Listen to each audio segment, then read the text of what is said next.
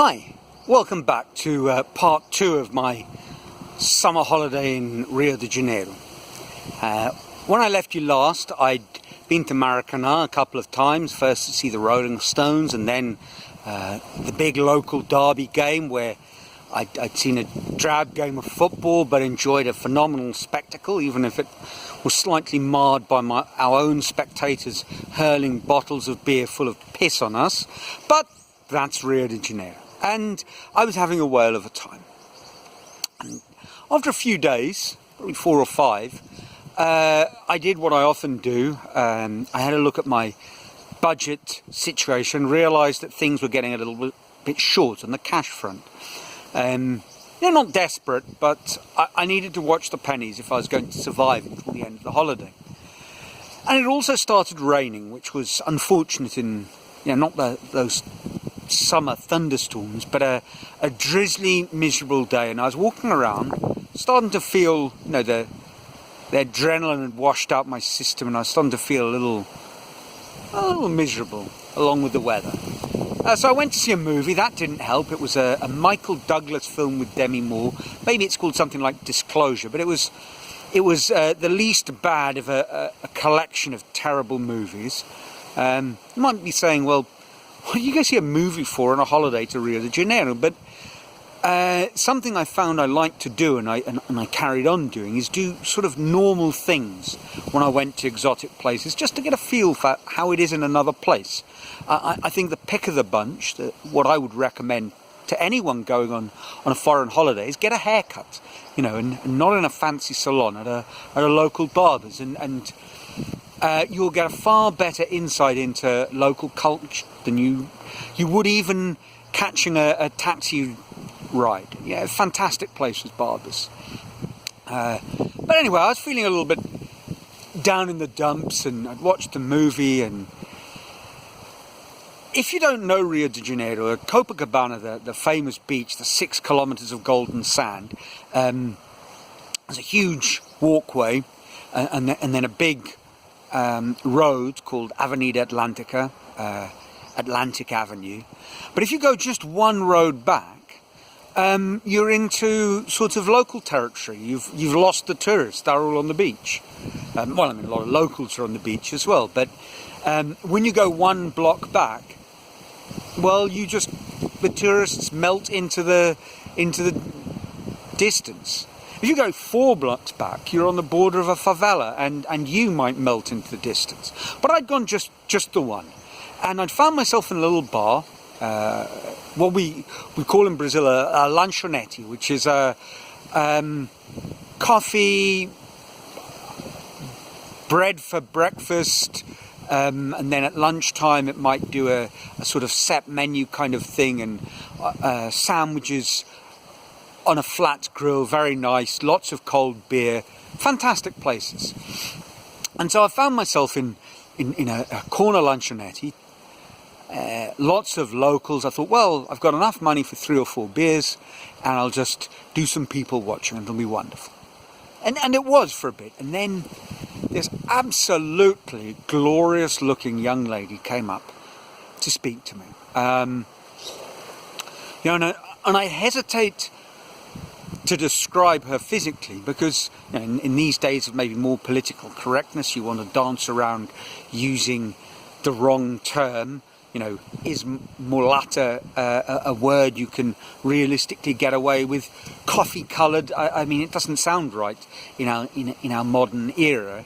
But she looked like a picture postcard for a Brazilian beach. She was wearing a bikini top and maybe some short shorts, but like most of the people in the bar, she wasn't really exactly dressed up. And she came up to me and asked me if I'd buy her a beer. Now, this posed 2 problems. The one was I was, normally I'd have thought I'm in like Errol here. But, I really was in a tough budgetary sort of situation.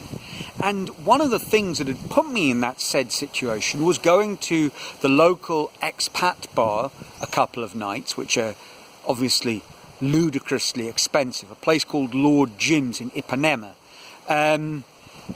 And I got friendly with their darts team, which was a motley crew of Brazilians who all were perfectly bilingual, and a French-speaking Swiss guy called Rene, who'd told me about the local and said, look, you're staying in Copacabana, word of warning, a lot of hookers and chances, and just keep your eye open. And I was well aware of that, and indeed, the night of the Rolling Stones concert, I found my way back with some Brazilians and had been drinking at the beach until 4 a.m. and quite honestly, it was very clear that the longer the day progressed, the more the balance was tipped in people who were working for a living, shall we say, whether it was picking your pockets or offering you temptation at a price.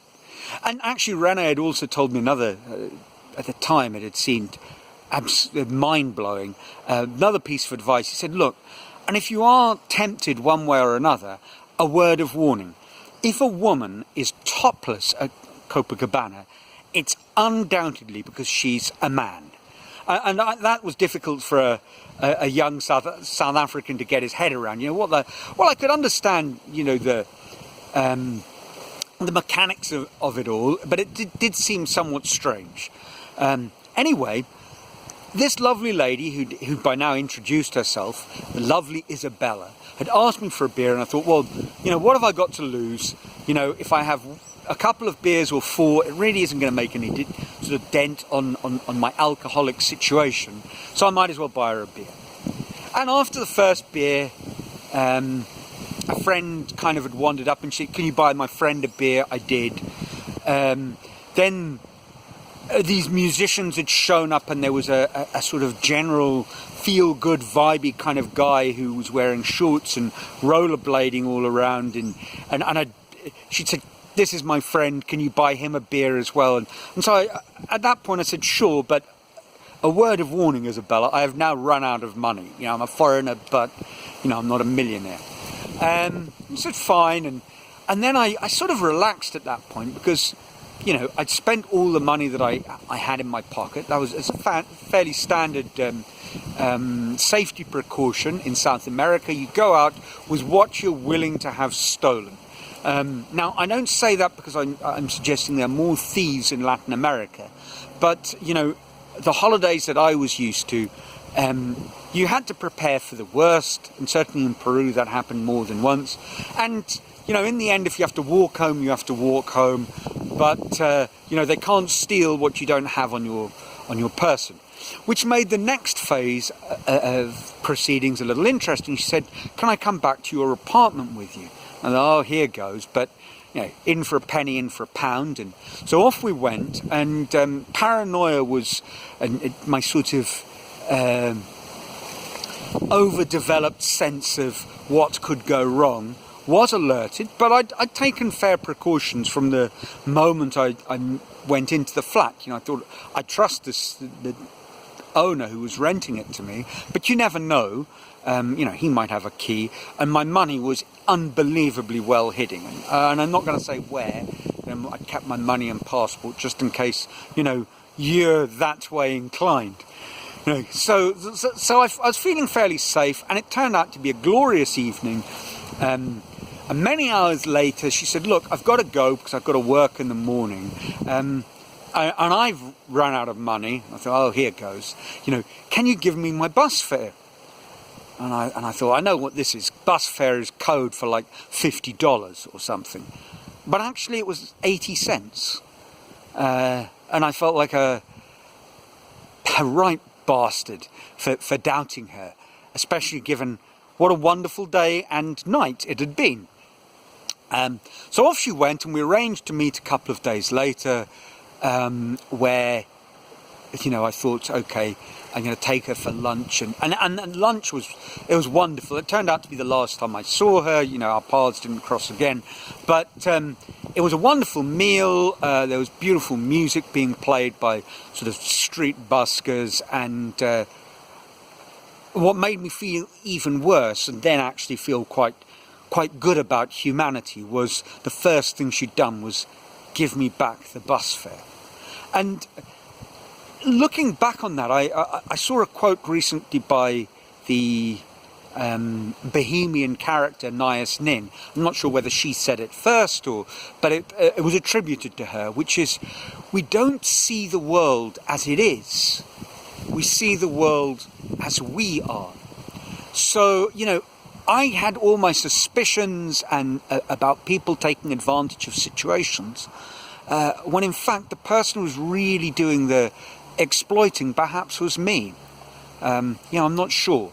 I don't think for a second that I treated the lovely Isabella badly. She seemed happy, and I was very happy, and we had a wonderful time. And then she went back to her job, working in one of the local hotels, and that was about it. And we tried to meet up again. It didn't work out. That was fine. I enjoyed the rest of my holiday, but I keep coming back to that quote. I'd gone suspicious of, in a very defensive sort of mindset because of what people had told me, and yet was that because of the world they and I was projecting out, or was it because that's how Rio was? I mean, to be fair, Rio wasn't a safe place in 94, 95. And I'd seen a number of people getting robbed. I didn't get robbed, but I did see them, clearly foreign gentlemen walking down the promenade in Copacabana with a fat wallet in his back pocket. Well, like I was looking at him as having my morning beer.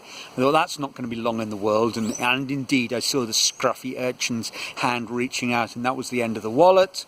And then the portly European gave chase, but he really was no match for a nimble carioca. Cariocas, people from Rio de Janeiro. By the way, the hat as well, if you're wondering why I'm wearing this fairly jaunty hat, not a Panama at all. Panama hats, those hats famous and made in Ecuador. No, this is very much a Copacabana beach special, which helps you blend in actually, because the locals wear it as much as the tourists do.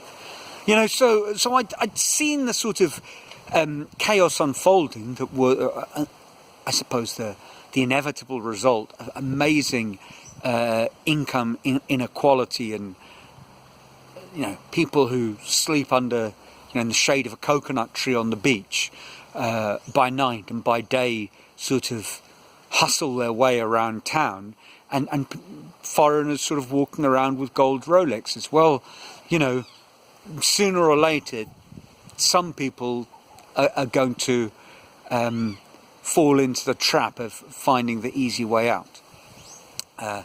Or perhaps the only way out is the way they see it. So nothing bad happened to me in Rio. And in fact, after a while, looking back on it, I realized that it sort of was a kind of set the template for a number of my international holidays. And